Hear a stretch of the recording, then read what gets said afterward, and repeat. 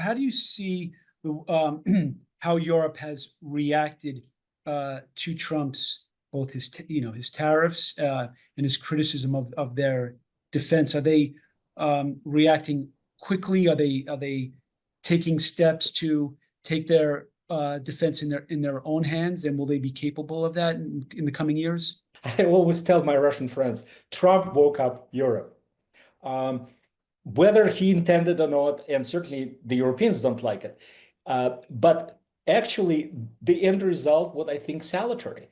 He, by the way, all American presidents, let's be fair to Trump, tried to, well, since NATO was created, obviously, tried to have Europeans to shoulder a greater burden, both financially and militarily. And the Europeans refused, and Americans kind of gave up. So Trump not only continued with that tradition, but he also kind of made tangible threats. And so the Europeans, I think, are taking it very seriously. It's an interesting coincidence. Trump alone would not have done it. Even the war in Ukraine would not have done it. But the combination of Trump and Ukraine, I think, moved them to really seriously contemplate the enormous delinquency is in their national defenses. The problem with this is that to get anywhere near filling the hole left by the United States would take Europe, I think, optimistically 3 to 5 years. And God knows what kind of mischief Putin would be up to. Again, I've written since 2018, and again, I have a detailed scenario in my book of Putin moving on to the barely defended NATO members on the eastern border of NATO. The logical place, of course, is Estonia and Latvia, with a very sizable Russian population, which Putin could always cite, as he did with Lugansk and Donetsk, as needing to be liberated and reunited with the motherland. So how that is going to play out is a huge question. The Europeans are definitely awakened, but how can they arrange technically this very steep increase in their defense allocations? It remains to be seen. In terms of their industrial base, can they even do that, or are they still reliant on the U.S. military industrial base? Well, absolutely. They piggybacked for decades on American military technology. Combined Europe is richer than the United States. The question is, where and how are they going to procure cutting-edge military technology? Now, sure, they can buy it from the United States, but even that is no longer enough, especially, and we haven't touched on this, but especially because of the Trump administration obsession with the China threat, which I think is quite correct.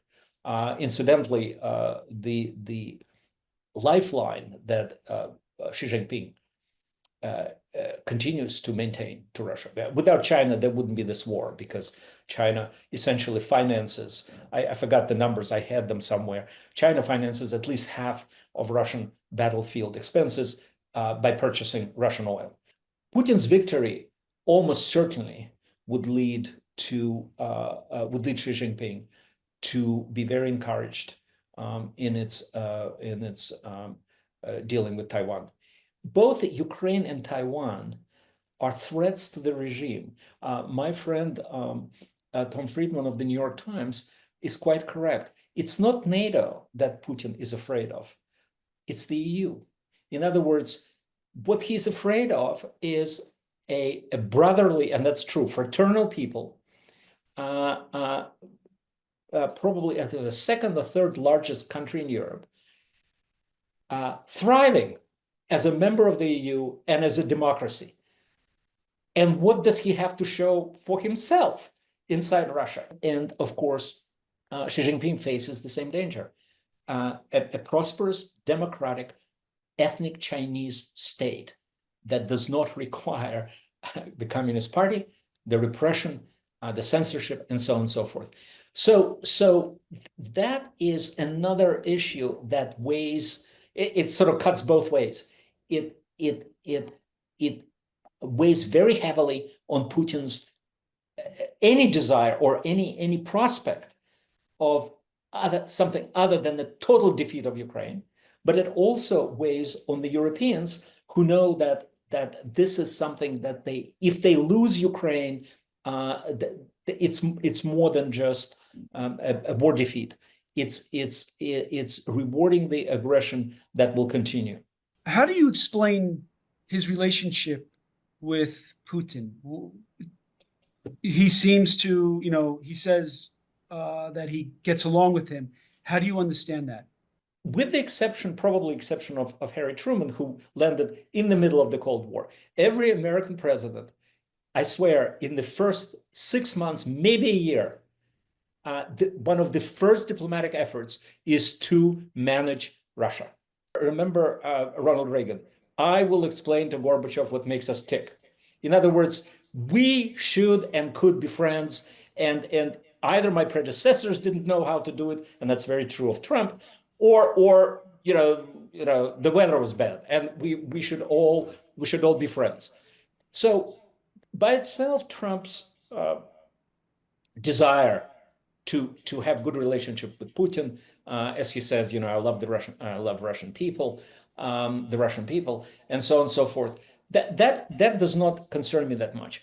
But then, having done that, unlike all those other presidents, he didn't delegate to some knowledgeable staffers or ignored the whatever the experts in the government, I hope, told him, and just proceeded to conduct personal diplomacy. Trump apparently wants to do everything himself, and we've seen several big problems with it.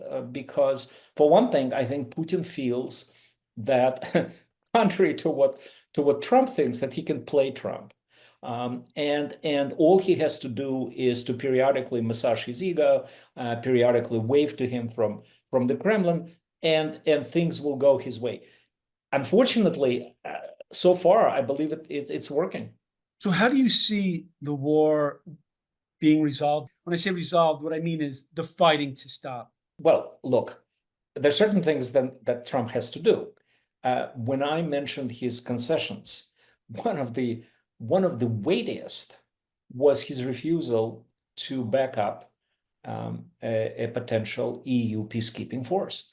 At which point, the core of that force, potential force, which is of course the UK, Germany, and France, said we are not going to send our soldiers without air or intelligence support from the United States. So without peacekeepers, there's no peace. Without peacekeepers, in fact, I'm not even sure how they're going to maintain that potential 30-day ceasefire. So how it could be resolved? I think we can. I'm not sure about the end result, but I think we could speculate about the steps that needs to be taken. The first step is for Trump, who said, "I'm reversing my decision. I will support the EU peacekeeping force." So this is something tangible. This is something that everybody can work with. For Putin, again, it's a clear, a risk versus, advantage. He has to look at his domestic situation and decide how he's going to explain to his people the loss of what now approaching probably close to 1 million soldiers injured or killed, for essentially getting what they had to begin with, which is Donetsk, Luhansk, part of Zaporizhia, and a couple of slivers of land. That's all you have to show for currently 3 years of war. So that is what I think weighs on Putin the most. We know that potentially there is a set of very severe sanctions on the so-called Gray Fleet. That's Russian lifeline. That is usually older, kind of uninsured or barely insured fleet that ferrets Russian oil despite the sanctions, despite the so-called price cap. I mean, I think we're very close to sanctions on about 400 such ships. If that works, that's a very tangible blow to Putin. So again, this may move him towards at least contemplating seriously. I don't think he has contemplated seriously any peace accord, any ending of hostilities. The war is good for the regime. He doesn't care about casualties. The Russians are getting used to this strange millions of billions, trillions of rubles that flow their way via killed, via signed up bonuses that are now 2-3 times more than the average national salary, high salaries in the defense sector. So at this point, he feels he has control of the situation.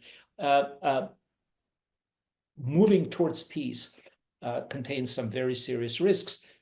But as I said, there are several steps that could be taken by the US and the West to move him to at least contemplate the end of hostilities. I think optimistically, what we can hope for, very optimistically, is probably the Korean situation, where the war stops at some point. There's a demilitarized zone with in Korea we have Americans, here we'll have the Europeans, and that would be it. Now that of course is not something that Putin would welcome with open arms. Even that minimal end of the war would not be something he would welcome for obvious reasons that I mentioned. But I think that's all we can hope for. I'd like to get your thoughts on the trade policy. Trump has said that the international system is unfair to the U.S. and he's imposed these tariffs on basically all countries, including allies. So is this causing further alienation, not just of Europeans but also Asian allies? Overall, of course, the effect is negative. What it boils down to, as far as I understand, is that, say, Vietnam, that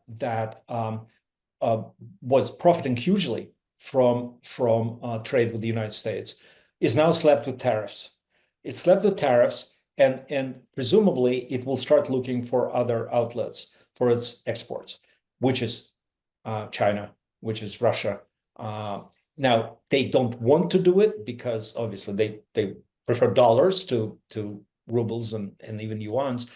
But if they have to, they will. If Vietnam cannot profitably trade with the US, if Congo cannot profitably, or Zimbabwe profitably trade with the US because of the tariffs, yeah, they'll look for other opportunities. And it puts Europeans also in a difficult situation, because if the American market is curtailed, there's another huge country, and that's China, where incidentally, Germany in part in the last 30 years became rich by sending its exports there, primarily cars, but also other luxury items.